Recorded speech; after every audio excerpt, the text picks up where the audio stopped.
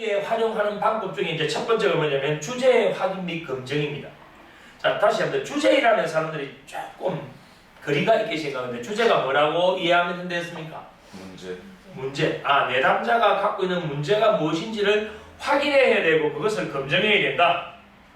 이 말은 무슨 말이냐면 내담자는 자기가 자신의 문제를 알고 있는 경우도 있지만 자신이 이렇게 힘든 고통을 겪고 있으면서도 이것이 구체적으로 개념적으로 어떤 개념인지 이해 못하는 경우가 있단 말입니다.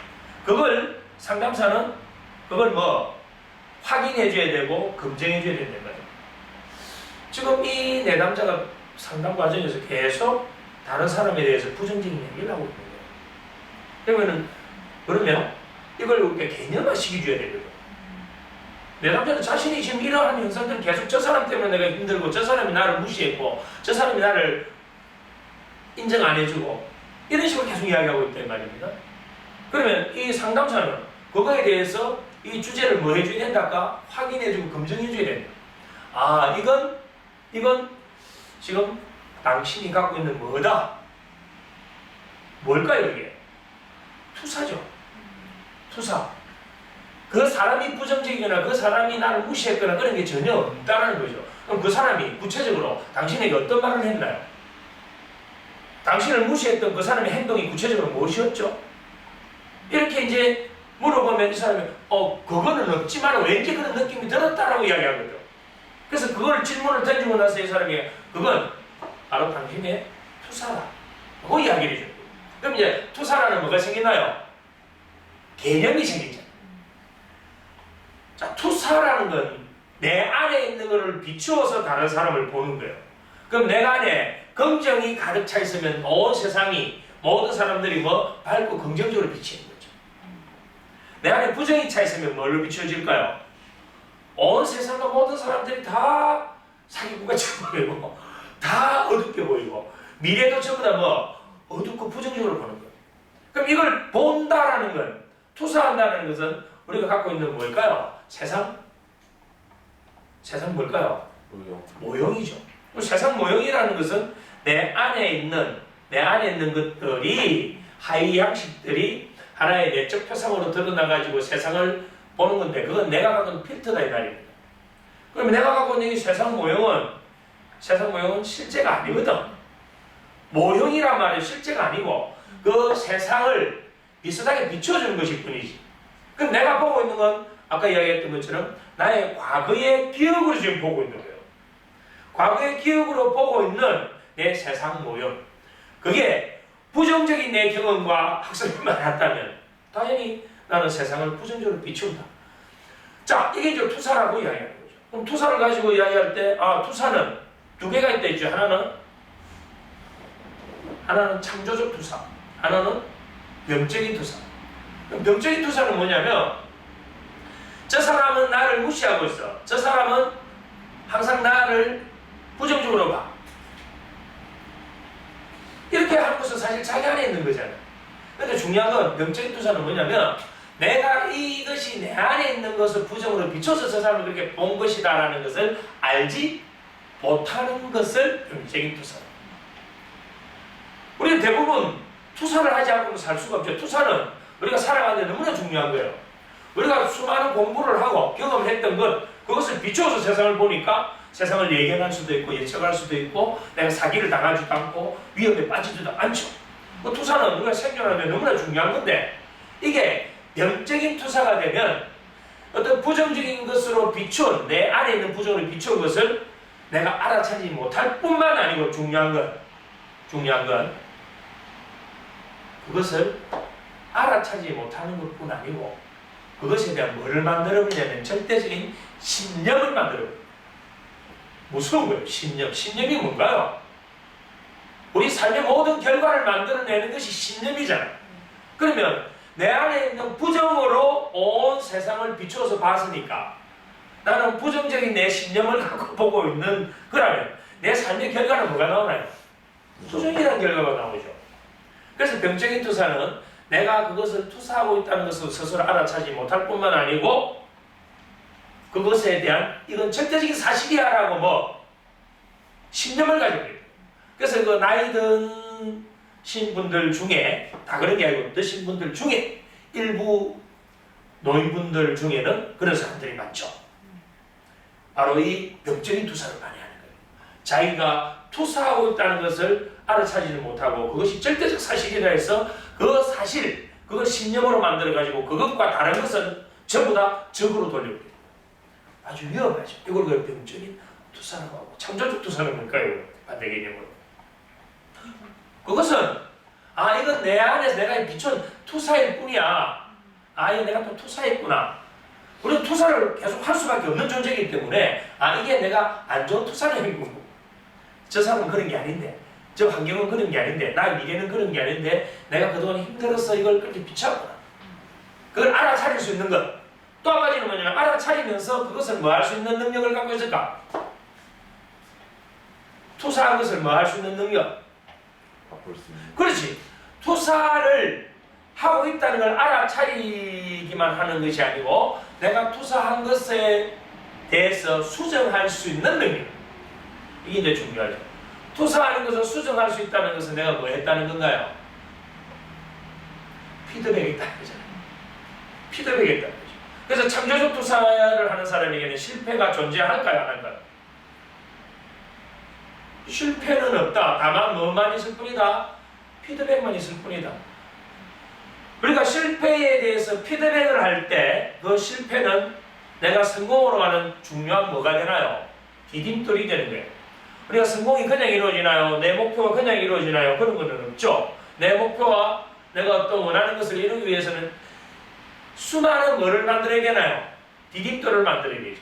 그 디딤돌의 대부분이 뭐냐면 실패 과정에서 만들어지는 것이죠. 그래서 우리가 창조적 투사는 내가 투사한다는 것을 알아차리고 또 그것에 대해서 뭐 할 수 있다? 수정할 수 있다. 병적인 투사는 그것을 알아차리지도 못할 뿐 아니라 그것에 대한 절대적 신념을 갖고 있다. 그래서 옆에서 누군가가 그건 아니에요. 당신이 잘못 알고 있는 거예요 라고 조언을 하거나 충고를 해줘도 그걸 피드백을 받아 넣을 수 있을까 없을까? 못 받아넣는다. 병적인 투사는. 왜? 그에 대한 신념을 갖고 있습니다. 그런데 창조적 투사는 자기 스스로 알아차릴 뿐만 아니고 누군가 옆에서 조언을 하거나 피드백을 해주면 그것을 뭐야? 수용한다. 그래서 자신을 끊임없이 변화시킬 수 있다. 그것이 창조적 투사. 그렇다면 우리가 여기서 얘기하는 주제 확인 및 검증에 이 사람이 지금 세상에 대해서 다른 사람에 대해서 부정적으로 보고 그 사람들이 모든 걸 나를 무시하고 있다. 나를 부정적으로 보고 있다라는 것은 이 사람이 갖고 있는 투사다라는 것을 개념화시켜 줘서 그 사람이 알려준다면 깨달음이 와버리는 거죠. 이걸 우리는 주제 확인 및 검증이라고 합니다. 그럼 이건 아주 짧은 시간에 내담자의 삶 전체를 하나의 개념화시켜서 들어보기 때문에 전체성을 갖고 볼 수 있기 때문에 결국은 이 투사 때문에 내가 그동안 힘들었구나. 투사 때문에 내가 다른 사람들 관계에서 갈등이 생기고 싸움이 생겼구나. 라는 걸 알게 되는 거죠. 자, 이 개념하에는 이러한 답을 얻을 수 있는 것도 있지만 맹점도 있죠. 뭐가 맹점이 있을까요? 개념화시켰으니까. 세계가 빠질 수가 있겠죠. 뭐가 될까요? 생략될 수 있겠죠. 왜냐면 그게 투사 말고도 수많은 다른 것들이 있을 수가 있잖아요. 당신은 지금 그런 부분들 모든 게 투사 때문에 생긴 거예요 라고 했을 때 개념화시키기 때문에 내 삶 전체에 이 투사로 다 비춰서 볼 수 있으니까 답을 찾기가 쉬워요. 그러나 여기도 단점은 있다. 왜? 그것이 투사 아닌 다른 여러 가지 원인에 의해서 생길 수도 있는데 그거에 대한 생략, 왜곡, 일반화 형식에는 함정이 있지만 그렇다 하더라도 상당 과정에서는 이게 개념화시키는 작업이 아주 중요한 의미를 갖고 있다. 왜냐? 내담자의 이러한 대화 과정에서는 어떤 이 캘리브레이터를 통해서 보면 이 사람의 모든 문제는 대부분 과거의 어떤 학습 경험에 의해서 다시 현재에 나타나는 거거든요. 그러면 과거는 이미 지나간 거잖아요. 지나간 과거가 현재에 다시 나타난다는 것은 이거는 현재 존재하고 있는 건가요? 아니면 내 기억 시스템에서 만들어낸 건가요? 그 만들어냈던 것은 착각 아닐까요? 이걸 우리는 뭐라고 하냐면 홀로그램이라고 합니다. 그럼 내담자가 갖고 있는 과거의 어떤 경험에 의해서 현재 그것을 다시 재현하는 것을 뭐라고 한다? 홀로그램이라고 합니다. 홀로그램은 분명히 실체는 없지만 그 사람에게는 그게 존재하는 거예요. 우리는 그걸 만져보면 없지만 그것은 내 앞에 존재하고 있다 이 말이에요. 그래서 과거의 부정적인 거는 경험에 의해서 내가 현재 그런 어떤 문제를 일으키는 것은 그건 일종의 홀로그램과 같다라고 볼 수 있는 거예요. 다음 두 번째는 미해결 과제를 바로해야 됩니다. 미해결 과제. 자, 앞에는 개념화를 시켜줬다면 이 내담자가 갖고 있는 대부분의 심리적인 문제는 결국은 과거에 해결되지 못했던 억압되어 있던 그러한 욕구나 감정들이 쌓여 있는 거죠. 자, 그러면 미해결 과제라는 것은 어떻게 해서 생기나요? 해결을 못해서. 아주 중요한 답을 해주셨네. 해결을 못했어. 자, 여기서 보세요. 내가 엄마한테 사랑을 받고 싶었던 누구나 갖고 있는 거잖아요. 근데 엄마가 바빠서 어릴 때부터 아이를 못 돌봤어요.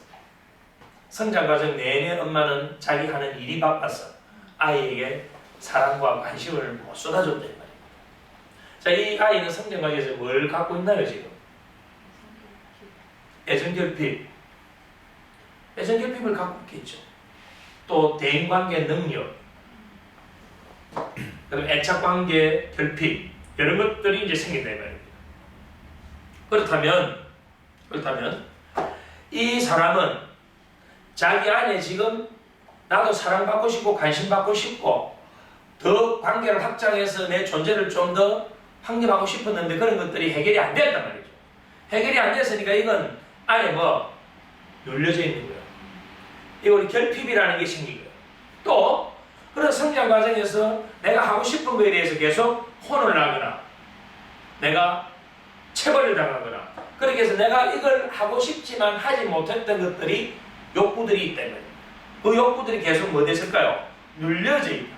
그러면 억압됐거나 결핍된 이런 것들은 해결되지 않는 상태에서 내 안에서 충분히 소화를 시킬 수 있는가? 그게 이제 문제죠. 자, 우리가 음식을 먹으면 입에서 무슨 작업을 하나요? 우리 이빨이 무슨 작업을 하죠? 그거하고 분해. 그걸 분쇄 작업이라고 하죠. 그걸 다른 용어로 치아 공격성이라고 합니다. 치아 공격성. 치아 공격성은 뭐냐면 음식이 들어갔을 때 여기서 잘게 부서워가지고 음식을 집어넣는 겁니다. 위로. 그걸 치아 공격성이라고 하죠. 이 치아 공격성으로 가지고 음식을 분쇄를 못하고 덩어리를 그대로 넣어버리면 어떻게 되냐 이거죠. 식도에 걸릴 수도 있고 위에 들어가서 소화가 안 된다 이 말이에요. 소화가 안 되면 안에 탈을 일으키는 거죠. 그와 마찬가지로 이러한 결핍과 억압이 내 안에서 자동적으로 이 치아 공격성처럼 뭔가 안에서 소화를 시킬 수 있는 상태를 만들면 다행인데 그걸 대부분 못 만들기 때문에 이건 뭐가 되어버리나요? 바로 미해결 과제가 되어버린다 이 말이에요. 그 미해결 과제가 내 안에 항상 존재하고 있는 것이죠. 자, 그럼 겉으로 보기에는 멀쩡해요. 근데 이 사람은 성장 과정에서 억압된 거, 결핍된 게 끊임없이 뭐를 찾고 있을까요? 그걸 해결하기 위한 기전이 계속 발현되죠. 그걸 뭐라고 하나요? 반복 회귀 게슈탈트라고 합니다. 반복 회귀 게슈탈트. 내 미해결 과제를 해결하기 위해서 내 잠재의식에서 끊임없이 그에 대한 어떤 심리적 기전이 일어나고 있다. 그게 일어나면 거기에는 수많은 에너지들이 동원되기 때문에 나는 뭔가가 산만해지고 뭔가가 불안해지고 뭔가가 긴장되고 하는 이런 것들이 전부 다 뭐냐면 내 안에 미해결 과제가 남아있기 때문에 그렇다고 보는 거예요. 그것들이 반복 회귀 게슈탈트를 일으키면서 내 지금의 현 상태를 불안한 상태, 산만한 상태를 만들어 버리는 거죠. 자, 그러면 이러한 미해결 과제는 성장 과정에서 계속 문제를 일으킬 뿐만 아니고 성인이 된 이후에도 끊임없이 여기에 대한 반복 회귀 게슈탈트가 일어나죠. 그래서 여성에 대한 어떤 집착 이런 현상으로 일어나는데 중요한 여성에 대한 집착적인 강박에 대한 게 생기게 되면 끊임없는 여성과의 교제를 원합니다. 그런데 이 사람의 성장 과정이 뭐였나요? 거기에 대한 결핍이 있었잖아요. 그래서 그걸 추구하면서도 이 사람은 그 결핍이 어릴 때는 뭔가 그 결핍에서 간절히 원했는데 성장 과정에서 이제는 왜 그때 엄마가 나에게 이런 사랑을 주지 않았어? 왜 그런 관심을 주지 않았을까? 그 여성에 대한 뭐 혐오가 생기고 여성에 대한 분노, 미움의 감정들이 쌓여 있는 거예요. 그리고 성장 과정에서 엄마와 그게 풀려지지 않았기 때문에 엄마는 정오의 대상이 되거든요. 그래서 그 이후에 만나는 많은 여성들과 그 어떤 이 끌림에 의해서 연애를 하고 시작은 되지만 그 지속을 할 수 있는 능력이 안 생긴 거예요. 왜? 끊임없이 나는 그걸 갈구하는데 그 상대의 여성은 나에게 그러한 관심과 사랑을 지속적으로 줄 수 없거든. 왜냐면 그 사람도 성장 환경이 다 다른데 근데 나는 뭘 원하고 있나요? 끊임없이 관심받기 원하고 끊임없이 사랑받기를 원하는데 그 대상은 나에게 안 줬을 때 어떤 상태가 되버릴까요? 99가지를 잘 해줘도 그 한 가지가 자기에게 선하게 들어와 버리면 그 한 가지로 인해서 이 대상을 어떻게 하나요? 미움과 분노의 대상으로 만들어서 모든 내 갖고 있는 의식적인 이러한 이론들, 이러한 어떤 합리성을 덮이 씌워가지고 그 사람을 매도시키고 그러면서 그 사람과 관계를 끊어버리는 순간 또 다른 허탈감을 느끼고 또 다른 결핍을 느끼면서 계속 끊임없이 찾는데 그 대상들이 자주 바뀌게 되는 거죠. 모든 이제 사람들이 그렇다는 건 아니지만 그러한 현상이 일어나는 것도 전부 다 하나의 미해결 과제로 볼 수 있다.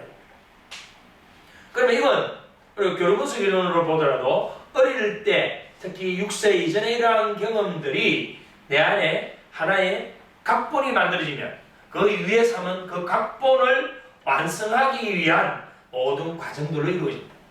특별한 어떤 멘토를 만나거나 특별한 어떤 경험이 없다면 그 인생 각본은 그대로 실현됩니다. 그래서 우리가 공부를 계속 해야 되고 사람들과 관계를 확장해야 되는 이유가 내가 갖고 있는 이 시나리오, 인생 각본이 어릴 때 그건 내가 선택한 게 아닐 수가 있거든.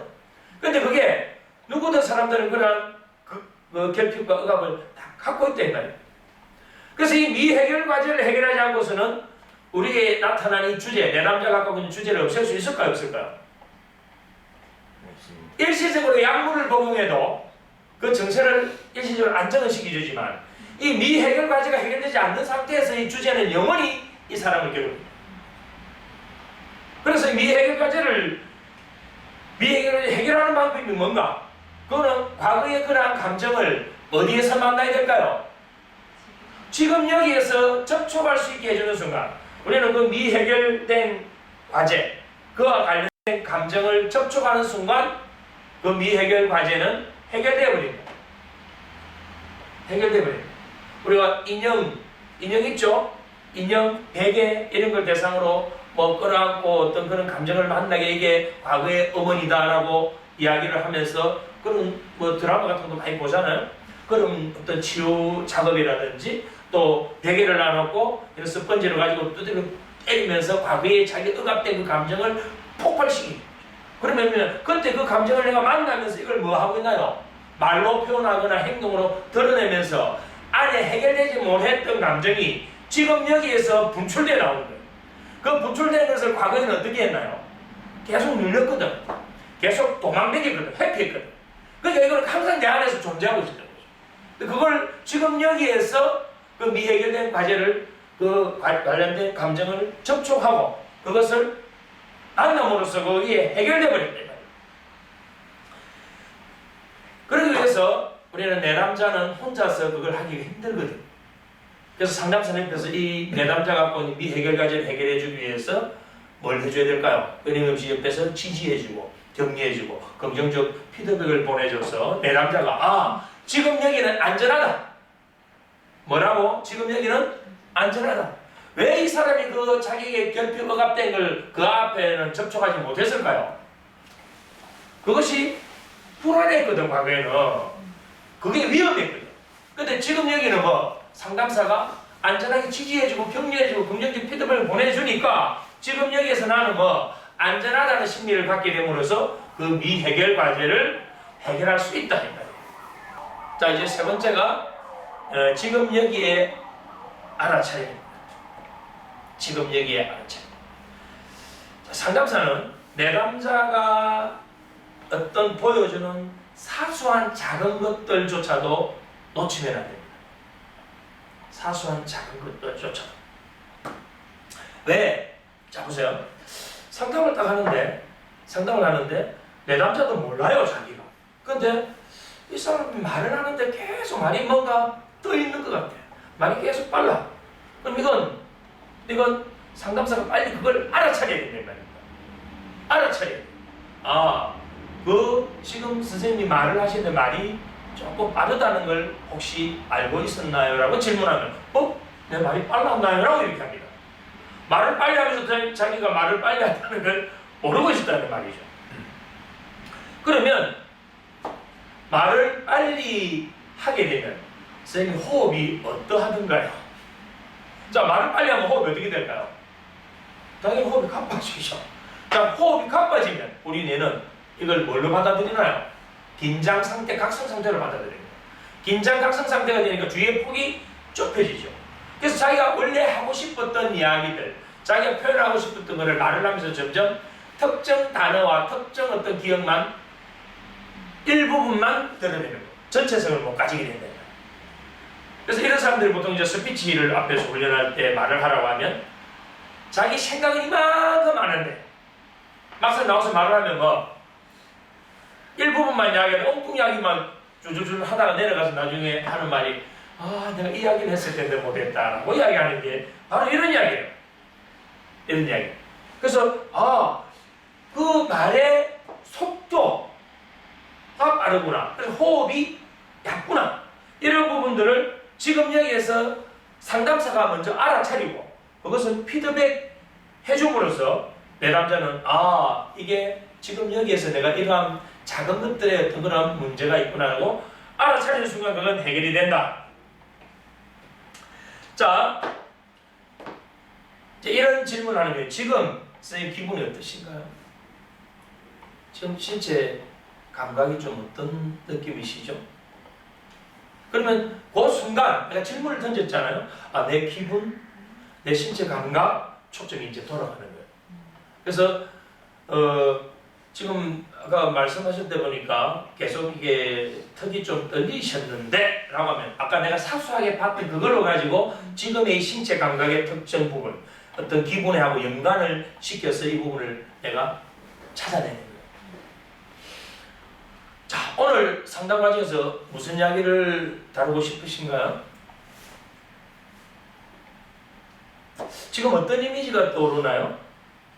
지금 여기에서 이런 질문을 통해서 내담자가 그 질문에 지금 여기에서 어떤 이미지가 떠오르나요? 할 때 눈동자가 어떻게 움직였는지 얼굴 표정이 어떻게 변했는지 입술의 모양은 어떻게 변했는지 그냥 사소한 것들을 알아차린다 이 말이에요. 그걸로 인해서 치료에 활용한다.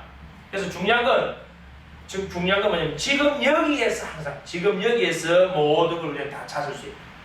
이 내담자가 보고 있는 문제는 과거로 인해서 생겼을지 모르지만 그 문제를 일으키는 어떤 현상들은 지금 여기에 내담자가 다 갖고 있는 거예요.